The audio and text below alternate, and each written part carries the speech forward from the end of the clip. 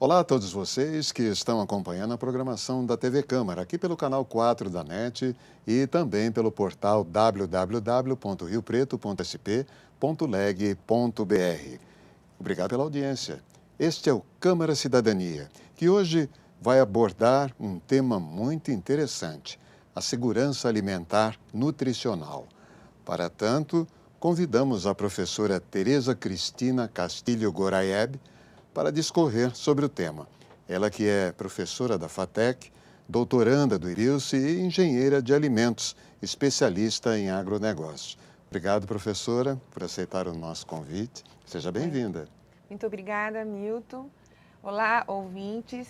Eu agradeço a oportunidade de estar discorrendo sobre esse tema tão importante na vida de todos nós. Professora, nós vamos começar justamente perguntando sobre o próprio tema. O que é segurança alimentar e nutricional? A segurança alimentar e nutricional, ela é um tema muito envolvido no mundo todo. Hoje, segurança alimentar não é saber se um alimento está contaminado só. A segurança alimentar, ela é a atitude em que o mundo inteiro está tendo com relação ao ser humano, em função da parte física, social e econômica dele, de possuir a aquisição de alimentos e não passar fome e nem ter uma condição inadequada de obesidade, de doenças causadas por alimentos. E como é que é realizada essa segurança alimentar e nutricional, professora, no mundo? Bom, no mundo, a segurança alimentar é realizada por cada país, com responsabilidade dos seus respectivos governos. No nosso país, graças a Deus, nós temos um trabalho muito maravilhoso pelo Ministério, né, de Segurança Alimentar, e o Ministério ele tem um trabalho realizado há muito tempo, mas a responsabilidade mundial é pela FAO, e a FAO ela tem uma cobrança de todos esses países, mas ao mesmo tempo ela dá um incentivo aos países, tanto na plantação, na agricultura, quanto na parte biotecnológica ou tecnológica. Ela é responsável por apoiar a cada país na sua necessidade em não ter mais nenhuma pessoa sem o acesso, sem a disponibilidade de um alimento saudável e sem contaminação. Professora, a senhora disse lá fora é a FAO. Aqui no Brasil, como estão sendo realizadas essas ações, basicamente? Bom, no Brasil, nós temos o Conselho Nacional de Segurança Alimentar e Nutricional e nós temos um programa. O Conselho, ele segue avaliando cada município, cada instituição governamental ou não governamental, como ela está procedendo para proporcionar a qualquer ser, a qualquer pessoa, o alimento saudável. O alimento seguro, sem contaminantes, e saudável em termos nutricionais, que é a segurança alimentar e nutricional. Mas nós temos também vários outros projetos que o Brasil realizou. Desde 2003, quando ele criou o Conselho, aí em 2006 ele já vem criando a Lei Orgânica Federal, que passou a ser obrigatório a qualquer município, qualquer pessoa, pela lei, que ele tem que ter o acesso e a aquisição de alimento seguro para poder não ter mais os índices que nós tínhamos de pessoas com desnutrição, pessoas com carência de vitaminas, com várias doenças que nós tínhamos antigamente, né? Hoje, se a gente for conversar sobre como está se comportando as pessoas no seu dia a dia, é muito diferente do que existia anteriormente. Que as pessoas saíram do campo, foram trabalhar e a vida é muito prática. E as pessoas procuram acesso a alimentos mais rápidos, práticos. E qual é a qualidade nutricional desse alimento? Então, o Brasil ele é um dos primeiros países do mundo que conseguiu quantificar essa desnutrição, esse perfil de não ter a condição de estar saudável e também foi capaz de diagnosticar a quanto nós estamos agora com a doença da obesidade. Então, vendo no relatório em que o país, agora no ano de 2014, enviou para a FAO, nós temos, recentemente, essa publicação foi muito importante porque ele levantou a última década. O que o IBGE conseguiu levantar para que nós possamos não ter mais fome foi muito interessante, porque ele deu um perfil em função do índice de pobreza do país, que baixou de 24% para 8,5%, e aí nós obtivemos uma mudança, tanto não só no país, né, porque vários países do mundo deixaram de ter pessoas passando fome e desnutrida para ter pessoas com obesidade. E esse relatório, ele mostra muito nitidamente esse perfil. E fora isso, os tipos de alimentos que nós, os brasileiros, estamos ingerindo, que modificou totalmente. Professora, a senhora falou de um conselho. Esse conselho ele é ligado a alguma secretaria ou algum ministério? Esse conselho ele é ligado ao Ministério do Desenvolvimento Social de Combate à Fome. O ministério foi criado há poucos anos e esse ministério ele tem ligado a ele o Conselho e o Plano Nacional de Combate à Fome, que é 2 órgãos que trabalham em todos os municípios com a gestão. No nosso município nós temos o conselho temos todo o trabalho realizado e esse comando central fica em Brasília, mas a nossa cidade, por exemplo, ela tem um trabalho muito bem feito, principalmente pelo programa de merenda escolar, o programa de atendimento do município do Banco de Alimentos, e isso tudo dá um respaldo para que no nosso município nós tenhamos uma condição de não termos mais fome nem pessoas desnutridas. Né? Tá certo, então. Professora, nós vamos para a primeira perguntinha de rua. Vamos lá? Combinado. É verdade que o leite de caixinha é ruim para a saúde? Respondendo à pergunta do meu amigo, eu posso dizer assim, o leite de caixinha, ele só tem a metodologia do processo de pasteurização modificada do leite de saquinho. Ele tem dentro dele o mesmo constituinte pela lei, ele não pode ser alterado nem adulterado. A única coisa é que o processo é uma temperatura um pouco mais alta do que o pasteurizado e com um tempo mais baixo. E o tipo de embalagem, que é uma embalagem Tetra Pak, e que ela faz com que essa embalagem tenha um período mais longo de armazenamento. Ele não pode ser adicionado de nenhum outro constituinte e ele faz tanto bem para a saúde quanto um leite de saquinho. Após aberto, também não pode ser deixado na geladeira e a pessoa vai querer fervê-lo ou não, isso não há necessidade.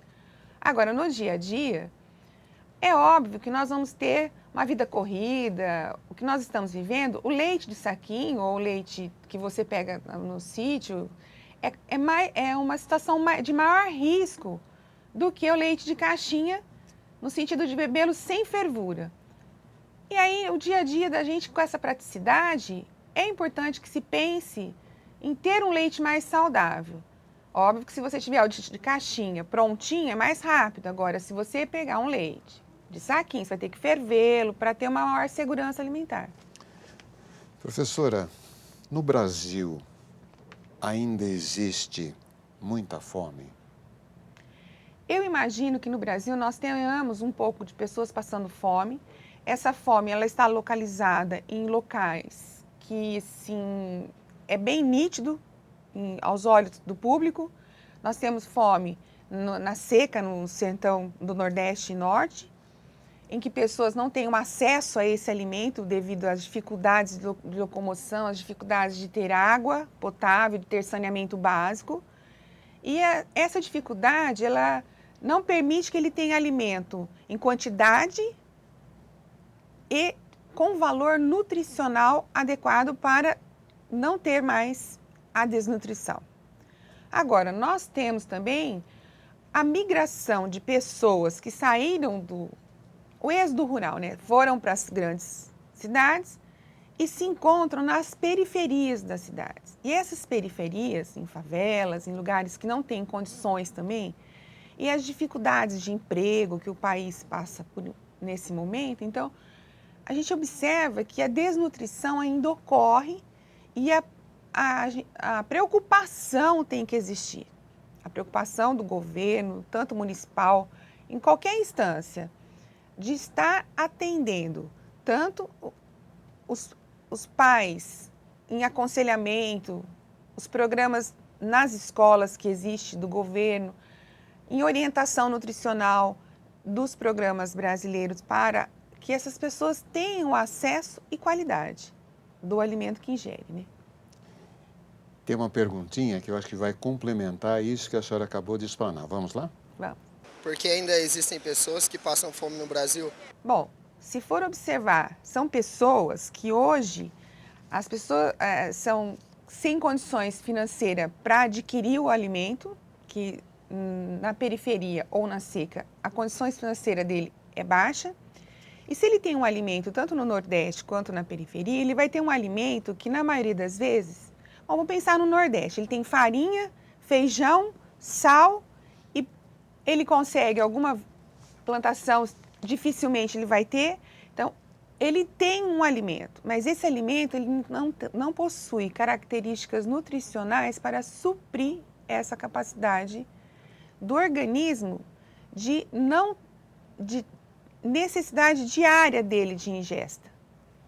Então, o que é importante é que essas pessoas precisam de acesso a esse alimento. E o governo atualmente tem preparado algumas coisas para atender essas pessoas, no sentido da merenda escolar, no sentido do Bolsa Família, do trabalho realizado com os agricultores, do entorno dessa população, com a horta comunitária. É todo um processo que é envolvido para dar dignidade a essas pessoas e um alimento chegar até ela com qualidades de segurança nutricional e de segurança não estar contaminado, porque é muito difícil, sem saneamento básico, essas condições estar chegando até ele. Ok.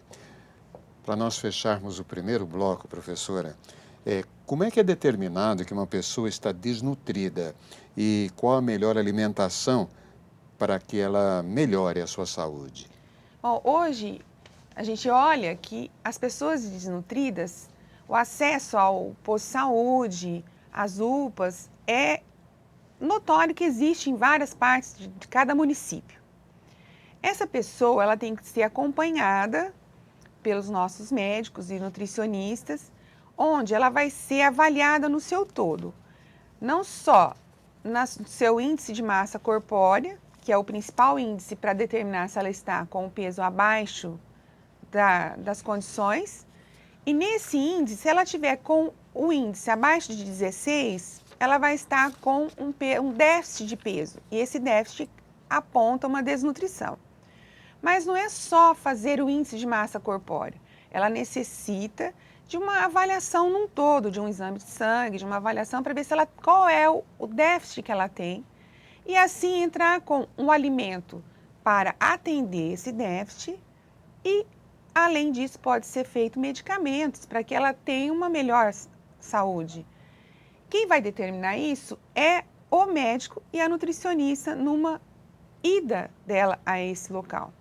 E o mais importante é que as mães, hoje, recebem todo o apoio logo que o neném nasce, com todo o apoio da nutrição a ser dada a ele, da amamentação. Em seguida, a sua idade de 5 a 10 anos, o cuidado de alimentos saudáveis, alimentos coloridos, alimentos com vários vitaminas, sais minerais, proteína, e para que tenha os alimentos que vão estar fazendo a parte reguladora, construtora e energética dessa criança.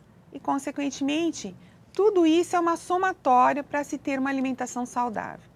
É fazer um prato bem colorido, com bastante frutas, uma legumes. Boa dica, né, professora? Prato colorido é uma boa dica. Um prato colorido, sempre.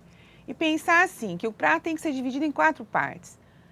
Legumes, verduras, consequentemente, têm cores maravilhosas e você vai ter ingesta de vitaminas, sais minerais. Proteína com uma carne, se não for possível uma carne, um ovo, um derivado de leite que vai te trazer. Os nossos querido arroz feijão, que é um cereal que tem um valor de carboidratos excelente para a saúde. E não esquecer de se alimentar de 2 em 2 horas, de ingerir muita água, Consequentemente, nós temos aí uma alimentação bem saudável. Tá certo. Nós vamos fazer um pequeno intervalo agora, professora. A gente volta já já. Câmara Cidadania, aqui pela TV Câmara, canal 4 da NET. Um minuto só. Nossa agricultura é uma das mais fortes do mundo e vai continuar crescendo. Neste momento, precisamos conter uma praga conhecida como Helicoverpa armígera, que tem atacado as lavouras de algodão e soja de alguns estados. Por isso, o governo federal declarou estado de emergência fitossanitária para evitar prejuízos aos produtores rurais brasileiros. Como medida, a Defesa Agropecuária orientará e acompanhará os agricultores na aplicação de defensivo agrícola nas áreas afetadas. E lembre-se, para um tratamento eficiente, é fundamental seguir sempre as recomendações técnicas. É possível combater essa praga sem causar danos ao meio ambiente ou riscos à saúde. Para saber como proceder, procure o Escritório de Defesa Agropecuária de seu município ou ligue gratuitamente para o Ministério da Agricultura pelo telefone 0800 704 1995. Ministério da Agricultura, Pecuária e Abastecimento. Governo Federal. Estamos de volta com o Câmara Cidadania aqui pela TV Câmara, canal 4 da NET e também pelo portal www.riopreto.sp.leg.br. Hoje, com a presença da professora Tereza Cristina Castilho Goraeb, que está discorrendo sobre segurança alimentar e nutricional. Professora, como é que nós sabemos que temos segurança alimentar e nutricional? Como é que se faz esse cálculo? Hoje no país, a importância é que nós já conquistamos muita coisa. Nós temos disponibilidade de alimentos, nós somos o maior produtor de vários alimentos no mundo. Nós somos produtores de café, suco, carne e vários produtos, cereais, milho, soja.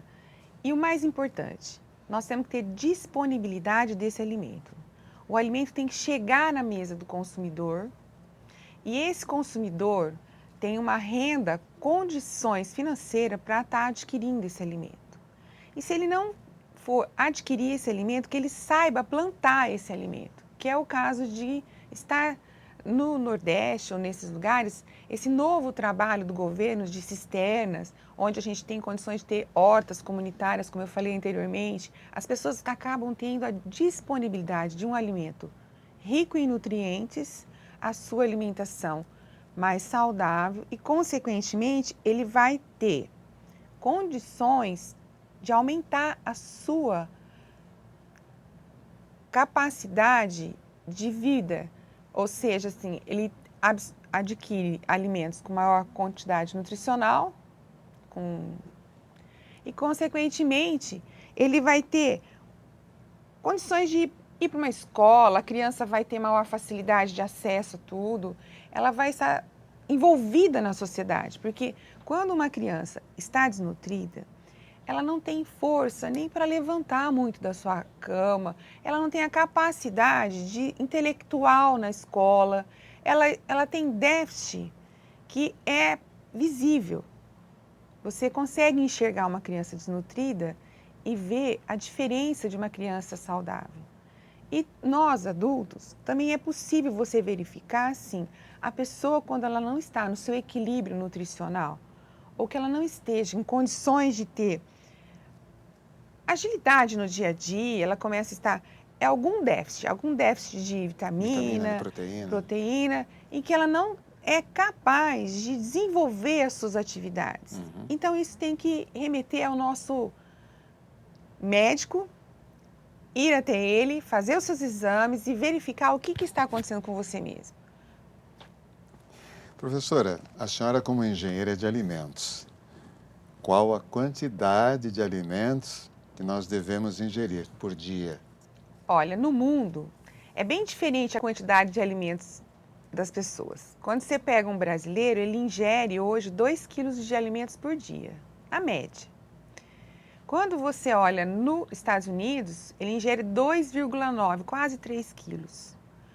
Por isso que hoje, tanto os Estados Unidos, quanto a China, quanto o Brasil, nós estamos acordando para ver qual é o volume de alimentos e como esse alimento vai ser ingerido.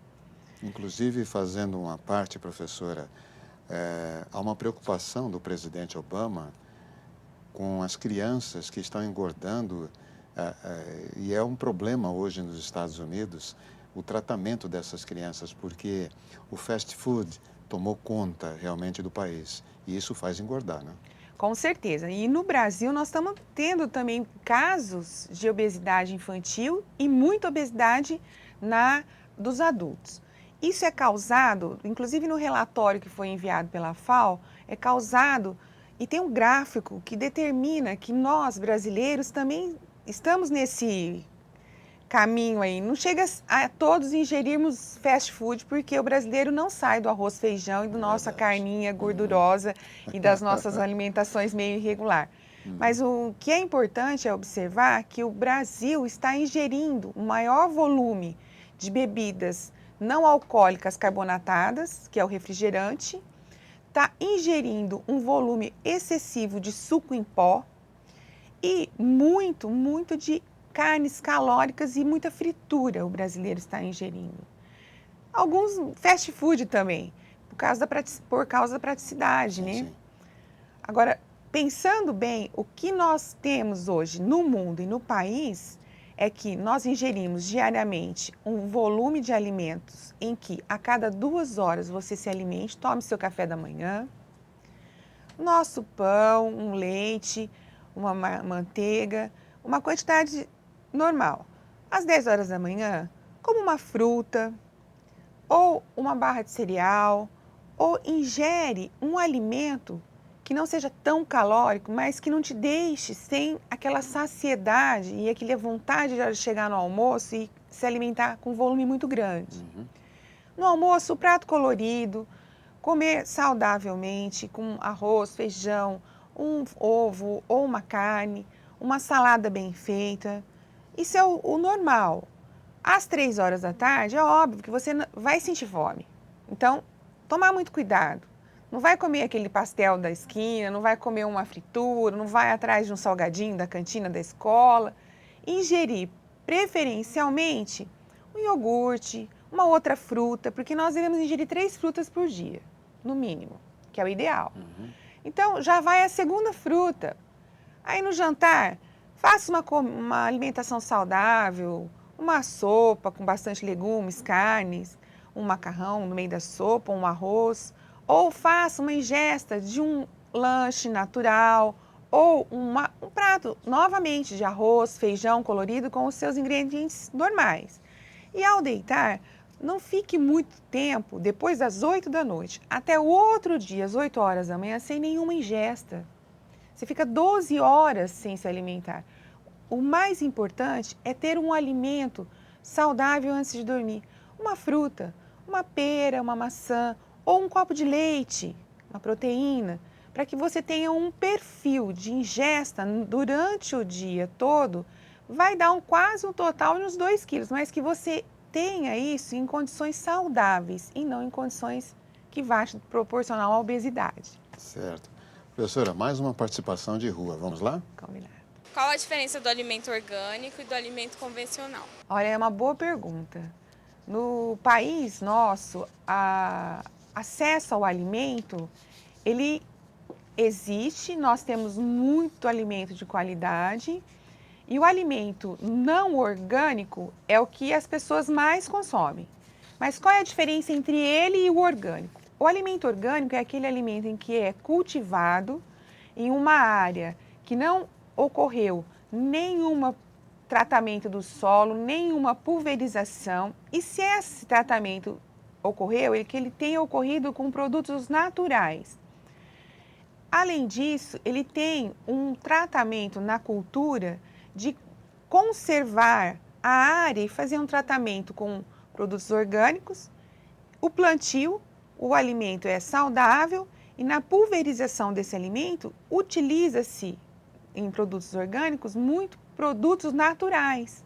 Então é o tempo da vovó em que tinha uma horta no quintal, em que ela fervia as cascas da cebola com um pedacinho de grãos de alho, uns pedacinhos de canela, cravo, fazia uma fervura, ou fumo e borrifava na horta, o bichinho morria, era tudo muito natural.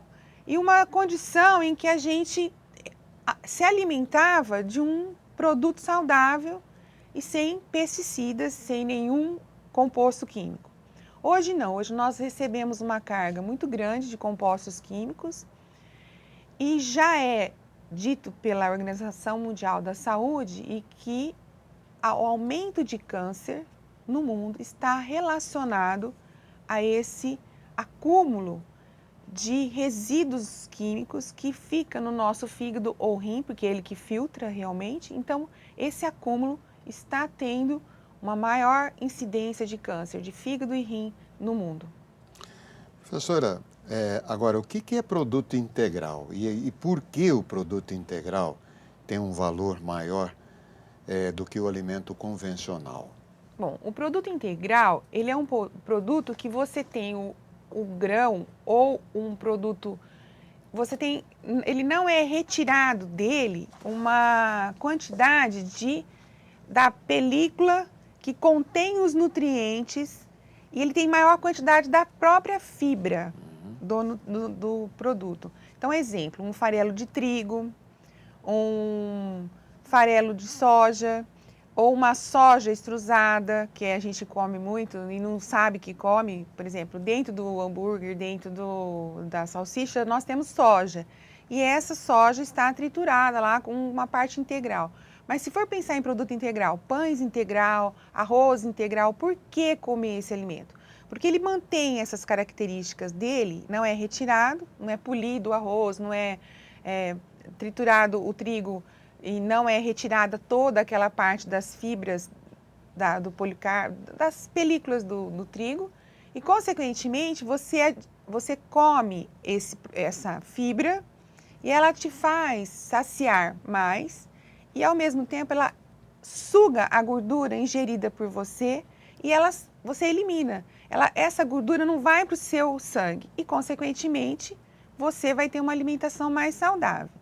Porém, você não pode ter uma ingesta muito grande desses produtos integrais, porque aí sim você vai ingerir mais calorias. Tem que tomar cuidado. Tem que tomar cuidado. Tudo balanceado, né, professora? Sempre. Pensando bem, tem que comer tudo em quantidades. A palavra excesso não pode existir. Ok. Para fecharmos o bloco agora, uma pergunta de rua, mais uma. Eu queria saber se os alimentos integrais são mais calóricos que os alimentos normais. Não, na realidade, os alimentos integrais, possuem a mesma caloria. O único problema é que alguns alimentos integrais, quando você vai comer, por exemplo, um pão integral, é importante que você observe no rótulo desses produtos que a farinha pode ser integral, mas a maneira de preparar esse pão, se ele adicionar gorduras, se ele adicionar carboidratos, se ele adicionar outro tipo de ingrediente, ele passa a ser calórico. E tomar muito cuidado e avaliar, porque, por exemplo, você tem uma granola. A granola ela tem vários produtos que são integrais, aveia integral, você tem várias coisas, mas se você vê nessa granola a adição de alguns compostos como mel, quanto uma uva passa, adição de outros tipos de constituinte, pode se tornar calórico. E também vai ser calórico na sua ingesta diária se você ingerir em grande quantidade. Não, eu não vou mais comer arroz, feijão, mas eu vou fazer só coisa saudável. E aí passa a comer 4 ou 5 barras de cereal, passa a comer 2 ou 3 pães integral na hora do jantar, fatias, né? Então, a quantidade passa a ser o excesso e, consequentemente, a caloria vai aumentar e vai aumentar o peso. Não adianta querer fazer um regime usando só integral. Tem que tomar cuidado. Tem que tomar cuidado. Muito bem, infelizmente, estamos chegando ao final do nosso programa e esperamos que ele tenha sido de grande valia para você que está acompanhando a nossa programação aqui pelo canal 4 da NET TV Câmara. Obrigado, professora, pela sua participação e pela sua valorosa explanação. Hamilton, muito obrigada. Eu gostaria de agradecer ao público e a todos. Gostaria de convidá-los para conhecer a nossa FATEC. Ela tem um trabalho muito rico nessa área do agronegócio. E se tiverem alguma dúvida ou alguma necessidade de orientação, nós vamos estar sempre à disposição. Nos procure. Dentro da unidade nós temos profissionais da área de segurança alimentar e de outras áreas, que a unidade possui vários outros cursos. E também estou sempre à disposição, caso precisem de nos procurar lá, sintam-se à vontade, venham nos visitar. Ok, mais uma vez obrigado, professora. O Câmara Cidadania volta semana que vem com outro assunto de interesse do cidadão. Obrigado e até mais. TV Câmara, o canal do Legislativo.